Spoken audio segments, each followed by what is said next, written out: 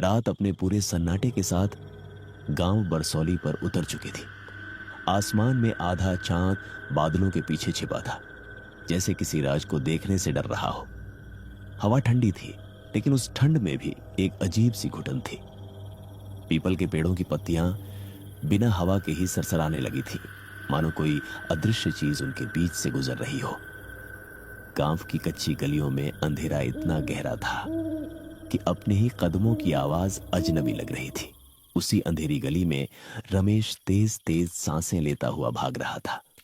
उसके पैरों में चप्पल भी नहीं थी, शरीर पसीने से भीगा हुआ था और आंखों में डर। मुझे उसे नहीं देखना चाहिए था। वह हांफते हुए बुदबुदाया। पीछे से अचानक हंसी की आवाज आई। खिलखिलाती नहीं, बल्कि ऐसी हंसी जिसमें दर्द, भूख और पागलपन घुला हुआ था। रमेश ने पीछे मुड़कर देखा और उसी पल उसका दिल बैठ गया। पीपल के पेड़ के नीचे एक औरत खड़ी थी। उसके बाल खुले हुए कमर तक लटकते, चेहरा आधा अंधेरे में छिपा, आधा चांद की रोशनी में, आंखें पूरी तरह काली। पैर जमीन को छू ही नहीं रहे थे। रमेश। उस औरत ने उसका नाम लिया, आवाज ऐसी जैसे एक साथ कई औरतें बोल रही हों। रमेश चीखना चाहता था, लेकिन आवाज गले में ही मर गई और फिर पूरा गांव नींद में डूब गया। सुबह जब सूरज निकला तो बरसौली गांव में अजीब सी बेचैनी थी। रमेश का घर बंद था। दरवाजा अंदर से खुला हुआ, लेकिन रमेश कहीं नहीं था। उसकी मां शांति देवी दरवाजे पर बैठी रो रही थी। मेरा बेटा रात को खेत से लौटा ही नहीं।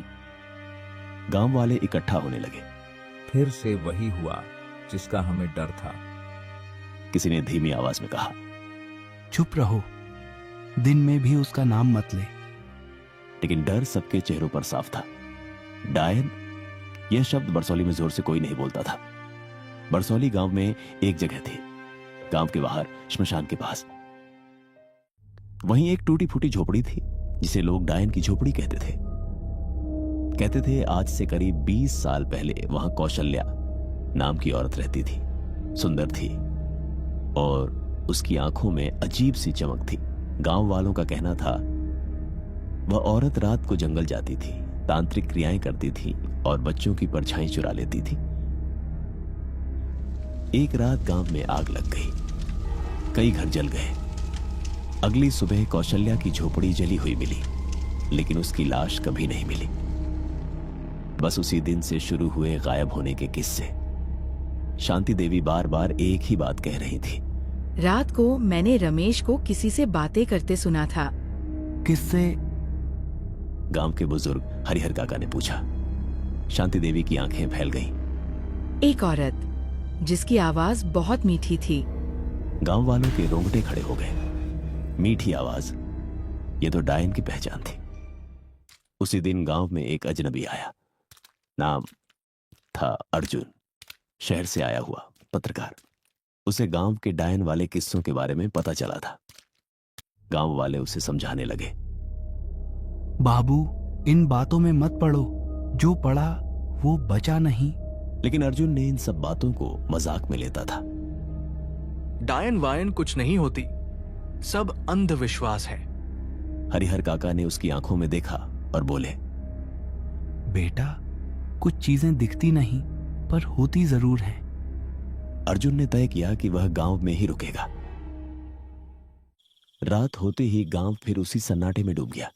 करीब 12 बजे अर्जुन ने बाहर से पायल की आवाज सुनी। वह खिड़की के पास गया। गली में एक औरत सफेद साड़ी में चल रही थी। चेहरा दिख नहीं रहा था, लेकिन उसकी चाल सीधी नहीं थी। वह धीरे धीरे जमीन से ऊपर तैर रही थी। अर्जुन का दिल तेज धड़कने लगा। ये कैसे हो सकता है? तभी उस औरत ने गर्दन घुमाई और अर्जुन की तरफ देखा। उसकी आंखें पूरी तरह काली थीं और होठों पर वही खौफनाक मुस्कान। अर्जुन। औरत ने उसका नाम लिया। अर्जुन पीछे हट गया। तुम मुझे कैसे जानती हो? औरत हंसी। इस गांव में जो भी आता है मैं सबको जानती हूँ। अचानक खिड़की जोर से बंद हो गई। अर्जुन जमीन पर गिर पड़ा।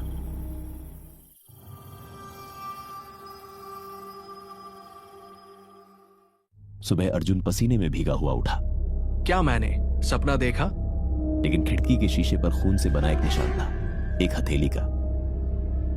और बाहर से खबर आई, रमेश की लाश मिल गई थी। उसकी आंखें फटी हुई थी और चेहरे पर डर ऐसा जैसे उसने मरने से पहले कुछ ऐसा देख लिया हो जो इंसान नहीं देख सकता। हरिहर काका ने अर्जुन से कहा, अब भी मानते हो कि डायन नहीं होती? अर्जुन चुप था, क्योंकि अब उसे एहसास हो चुका था यह सिर्फ किस्सा नहीं है, यह शुरुआत है। और रात होते ही डायन फिर जागेगी। रात फिर से बरसौली गांव पर उतर आई थी, लेकिन यह रात पहले जैसी नहीं थी। हवा में ठंड नहीं, डर था। कुत्ते बिना वजह के रो रहे थे और गांव के हर घर में दिए जल रहे थे, जैसे अंधेरे को दूर रखने की आखिरी कोशिश हो। अर्जुन अपने कमरे में बैठा था, खिड़की दरवाजा बंद, फिर भी उसे लग रहा था जैसे कोई उसे देख रहा हो। बार बार उसकी नजर उस खून की हथेली पर जा रही थी जो सुबह तक साफ नहीं हुई थी। अगर ये सब सच है तो डायन सिर्फ किस्सा नहीं बल्कि जिंदा है। तभी बाहर से आवाज आई। अर्जुन। आवाज धीमी थी लेकिन सीधा दिल में उतरती हुई। अर्जुन की सांसें रुक गई। उसने घड़ी देखी, रात के 12:13 हो रहे थे। हरिहर काका की चेतावनी उसके कानों में गूंजने लगी। इस वक्त अगर कोई नाम ले तो पलटकर मत देखना। लेकिन अर्जुन पत्रकार था, डर से ज्यादा उसे सच जानने की भूख थी। उसने खिड़की के पास जाकर देखा, बाहर वही सफेद साड़ी वाली औरत खड़ी थी। इस बार वह तैर नहीं रही थी, बल्कि उसके पैर उल्टे थे, एड़ी आगे और पंजे पीछे। अर्जुन का कलेजा जैसे मुंह में आ गया। तुम मुझे क्यों बुला रही हो? उसने कांपती आवाज में पूछा। औरत मुस्कुराई। क्योंकि तुम सच जानना चाहते हो। औरत ने हाथ उठाया। उसकी उंगलियां असामान्य रूप से लंबी थीं और नाखून काले और नुकीले। मेरे पीछे आओ, अगर नहीं आया तो अगली लाश किसी और की होगी। इतना कहकर वह औरत अंधेरे में गायब हो गई। अर्जुन समझ गया, यह बुलावा है। या तो वह जाएगा या गांव का कोई और मरेगा। उसने कैमरा उठाया, गले में ताबीज डाल लिया जो हरिहर काका ने जबरदस्ती थमाया था, और चुपचाप घर से निकल पड़ा। गांव की सोई हुई गलियां, पूरा गांव सो रहा था, लेकिन यह नींद नहीं थी, यह डर की बेहोशी थी। हर घर के दरवाजे अंदर से बंद थे, खिड़कियों पर काले कपड़े टंगे हुए, जैसे सब जानते हो आज रात कुछ होने वाला है। अर्जुन श्मशान की ओर बढ़ा। जैसे जैसे वह आगे गया, हवा और ठंडी होती गई। और फिर उसने देखा, पीपल के पेड़ के नीचे वही औरत खड़ी थी। इस बार उसका चेहरा साफ दिख रहा था। वह सुंदर थी, बहुत ज्यादा, लेकिन उसकी सुंदरता में कुछ गलत था। आंखों में इंसानियत नहीं थी। तुम डर रहे हो। तुम कौन हो? औरत की मुस्कान गायब हो गई। मेरा नाम कौशल्या है। अर्जुन सन्न रह गया। वही नाम जो 20 साल पहले मर चुका था। श्मशान की आग अपने आप जल उठी। कौशल्या बोलने लगी। गांव वालों ने मुझे डायन कहा क्योंकि मैं अलग थी। मेरे पति की मौत के बाद मैं अकेली थी। मैं जड़ी बूटियां जानती थी, बीमारों को ठीक करती थी। लेकिन जब फसल खराब हुई, जब बच्चे बीमार पड़े, तो उन्हें एक दोषी चाहिए था। कौशल्या की आवाज भारी होती गई। उन्होंने मुझे बांधा और जिंदा जलाया। अर्जुन ने कांपते हुए पूछा, तो तुम बदला ले रही हो? कौशल्या हंसी। जो इंसान नहीं कर सकता बदला, मैं तो सिर्फ वही ले रही हूँ जो गांव ने मुझे दिया था। अर्जुन को अचानक रमेश की याद आई। लेकिन तुमने रमेश को क्यों मारा? उसने तुम्हारा क्या बिगाड़ा था? कौशल्या की आंखें लाल हो गईं। उसने मुझे देख लिया था जब मैं अपने शरीर की तलाश में थी। मैं अधूरी हूँ अर्जुन, और जो मुझे पूरा देख ले वह जिंदा नहीं रह सकता। अर्जुन को समझ आ गया, डायन अब बदले से आगे बढ़ चुकी थी। वो भूखी थी। अचानक कौशल्या डायन के रूप में आ गई। पीठ आगे की तरफ आ गई, उसकी साड़ी लाल हो गई और चेहरे पर अब कोई औरत नहीं थी, वह डायन थी। अब तुम भी मुझे देख चुके हो तो तुम भी नहीं बचोगे। अर्जुन पीछे हटने लगा, लेकिन जमीन पर कोई छाया उसे पकड़ रही थी। अचानक ताबीज गर्म हो गया। कौशल्या चीखी, ये ताबीज किसने दिया तुम्हें? अर्जुन चिल्लाया। हरिहर काका। डायन की आंखों में नफरत भर गई। वह अब तक जिंदा है तो आज रात सब खत्म होगा। डायन हवा में गायब हो गई। शमशान की आग बुझ गई।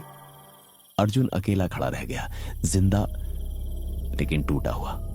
उसे समझ आ गया यह सिर्फ शुरुआत थी। डायन अब खुलकर शिकार करेगी और अगला निशाना हरिहर काका। अर्जुन दौड़ पड़ा गांव की ओर। पीछे से हवा में गूंजती आवाज आई, आज रात खून बहेगा। और आसमान में चांद पूरी तरह काला हो गया। उस रात बरसौली गांव की हवा में कुछ अलग था, जैसे आसमान खुद जानता हो आज किसी का हिसाब पूरा होने वाला है। चांद पूरी तरह काला पड़ चुका था। न तारे दिख रहे थे, न हवा चल रही थी। पूरा गांव मौत की सांस रोके बैठा था। अर्जुन हांफता हुआ हरिहर काका के घर की तरफ दौड़ रहा था। उसका दिल जोर जोर से धड़क रहा था। अगर देर हो गई तो सब खत्म हो जाएगा। हरिहर काका का घर गांव के आखिरी छोर पर था। एक पुराना मिट्टी का मकान, दरवाजा खुला था। अर्जुन अंदर घुसा। काका, हरिहर काका। दिए की मध्यम रोशनी में हरिहर काका जमीन पर बैठे थे, आंखें बंद, हाथ में एक पुरानी माला, जैसे उन्हें सब पता हो। आ गया तू? उन्होंने आंखें खोले बिना कहा। अर्जुन सन्न रह गया। आपको सब पता है? हरिहर काका ने गहरी सांस ली। 20 साल से इंतजार कर रहा हूं इस रात का, क्योंकि गलती मेरी भी थी। अर्जुन की आंखें फैल गईं। उस रात जब गांव वालों ने कौशल्या को बांधा था तो मैं वहां था। मैं सब जानता था। वह डायन नहीं थी, लेकिन मैंने कुछ नहीं कहा। मैं डर गया था। अर्जुन को समझ आ गया, डायन सिर्फ बदला नहीं ले रही थी, वह न्याय चाहती थी। अचानक दिया बुझ गया, घर में अंधेरा छा गया और फिर वही हंसी चारों तरफ से गूंजती हुई। तो आखिरकार मान ही लिया। कौशल्या की आवाज आई। दीवारों से काली परछाइयां रिसने लगीं और बीच कमरे में वो प्रकट हुई, उसी डायन के रूप में, और शरीर जो इंसान जैसा नहीं था। हरिहर, आज तुम भी वही भुगतोगे। हरिहर काका खड़े हुए। डर उनके चेहरे पर था, लेकिन भाग्य नहीं। हाँ, मैं दोषी हूं और सजा का हकदार भी। अर्जुन चिल्लाया। नहीं काका, कोई और तरीका होगा। डायन हंसी। अब देर हो चुकी है। हरिहर काका ने अर्जुन की तरफ देखा। बेटा, एक ही तरीका है। उन्होंने अपनी माला फेंक दी। डायन को रोका नहीं जा सकता, लेकिन मुक्त किया जा सकता है। अर्जुन की आवाज कांप गई। लेकिन कैसे? जिस रात उसे जलाया गया, उसी रात, उसी जगह एक दोषी को खुद को समर्पित करना होगा। अर्जुन समझ गया, यह बलिदान था। आसमान में बिजली चमक उठी। डायन चीखी, लेकिन देर हो चुकी थी। अर्जुन और हरिहर काका श्मशान की ओर दौड़े, डायन उनके पीछे पीछे हवा में उड़ती हुई। श्मशान पहुंचते ही शमशान की आग जल उठी, वही जगह जहां 20 साल पहले कौशल्या जलाई गई थी। हरिहर काका आग के बीच खड़े हो गए। डायन सामने थी। आज मैं सच कबूल करता हूं। मैंने तुम्हें मरते देखा और चुप रहा। यह मेरी कायरता थी। डायन की आंखों से आंसू टपका। अब बहुत देर हो चुकी है। हरिहर काका ने आंखें बंद कर ली। अगर मेरी मौत तुम्हें शांति दे सके तो यही सही है। और उसी पल आग भड़क उठी।